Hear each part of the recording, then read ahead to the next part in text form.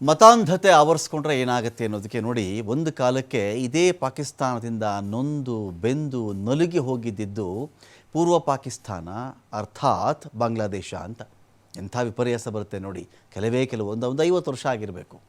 ಕೆಲವು ವರ್ಷಗಳಲ್ಲಿ ಎಂಥ ವಿಪರ್ಯಾಸ ಬರುತ್ತೆ ಅನ್ನೋದಕ್ಕೆ ಇದೇ ಸಾಕ್ಷಿ.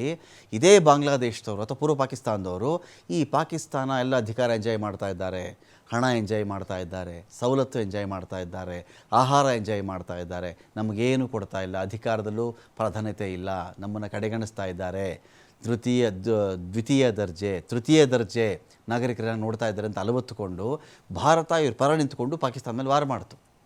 ಇವತ್ತು ಅವ್ರಿಗೊಂದು ದೇಶ ಅಂತ ಮಾಡಿಕೊಟ್ಟಿದ್ದೆ ಭಾರತ. ಇವತ್ತು ಇದೇ ಬಾಂಗ್ಲಾದೇಶ ಪಾಕಿಸ್ತಾನಕ್ಕೆ ಸಪೋರ್ಟ್ ಮಾಡ್ತಾ ಇದೆ. ಸೊ ಹಾಗಾಗಿ ಬಾಂಗ್ಲಾದೇಶದ ಮೇಲೆ ಭಾರತ ಕಠಿಣ ನಿರ್ಬಂಧಗಳನ್ನು ಹಾಕ್ತಾ ಇದೆ. ಬಾಂಗ್ಲಾದೇಶದ ಸರಕುಗಳ ಮೇಲೆ ಭಾರತದ ಕಡೆಯಿಂದ ಹೊಸ ನಿರ್ಬಂಧ ಇದೆ. ಬಾಂಗ್ಲಾದೇಶದಿಂದ ಭೂಗಡಿಯ ಮೂಲಕ ಸರಕು ಆಮದು ನಿಷೇಧ ಮಾಡಲಾಗಿದೆ. ಇದರಿಂದ ಈಗಾಗಲೇ ದುರ್ಬಲ ಆಗಿರ್ತಕ್ಕಂಥ ಬಾಂಗ್ಲಾ ಒಂಥರ ಅಲ್ಲೂ ಕೂಡ ಮತಾಂಧತೆ ಶುರುವಾಗ್ಬಿಟ್ಟಿದೆ. ಏನೂ ಮಾಡೋಕ್ಕಾಗಲ್ಲ ಅವ್ರನ್ನ. ಈ ಮತಾಂಧತೆ ಯಾರ ತಲೆಗೆ ಹೊಕ್ಕತ್ತೋ ಅವ್ರನ್ನ ಯಾರೂ ಕಾಪಾಡೋಕ್ಕಾಗಲ್ಲ. ಈಗಾಗಲೇ ಅವರು ಎಕನಾಮಿಕಲಿ ವೀಕ್ ಆಗಿದ್ದಾರೆ. ಬಾಂಗ್ಲಾದೇಶ ಇನ್ನೊಂದು ಹೊಡೆತವನ್ನು ಕೂಡ ಕೊಡುತ್ತೆ. ಬಾಂಗ್ಲಾದೇಶದಲ್ಲಿ ಸಾವಿರಾರು ಕಾರ್ಮಿಕರು ಕೆಲಸ ಕಳೆದುಕೊಳ್ಳುವಂಥ ಭೀತಿಯಲ್ಲಿದ್ದಾರೆ. ಭಾರತದ ನಿರ್ಧಾರದಿಂದ ದೇಶೀಯ ಜವಳಿ ಮಾರುಕಟ್ಟೆಗೆ ಲಾಭ ಆಗುತ್ತೆ.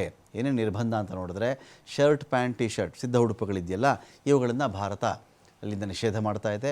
ಬಿಸ್ಕೆಟ್, ಚಿಪ್ಸ್, ಮಿಠಾಯಿ, ತಿಂಡಿಗಳು, ಸಂಸ್ಕರಿಸಿದ ಪದಾರ್ಥಗಳು, ಕಾರ್ಬೋನೇಟೆಡ್ ಮತ್ತು ಶಕ್ತಿ ಪಾನೀಯಗಳು, ಬಕೆಟ್, ಆಟಿಕೆ, ಕುರ್ಚಿಗಳಂತಹ ಪ್ಲಾಸ್ಟಿಕ್ ಉತ್ಪನ್ನಗಳು, ಹತ್ತಿ ತ್ಯಾಜ್ಯ ಮತ್ತು ಕೈಗಾರಿಕಾ ದರ್ಜೆಯ ಹತ್ತಿ ಉಪೋತ್ಪನ್ನಗಳು, ಮರದ ಪೀಠೋಪಕರಣಗಳಾದ ಸೋಫಾ, ಹಾಸಿಗೆ, ಮೇಜು ಕುರ್ಚಿಗಳು ಎಲ್ಲವನ್ನು ಭಾರತ ಬ್ಯಾನ್ ಮಾಡ್ತಾ ಇದೆ. ಹಾಗಾಗಿ ಸ್ಥಳೀಯವಾಗಿರ್ತಕ್ಕಂತಹ ತಯಾರಕರಿಗೆ ಇದರಿಂದ ಲಾಭ ಆಗುತ್ತೆ.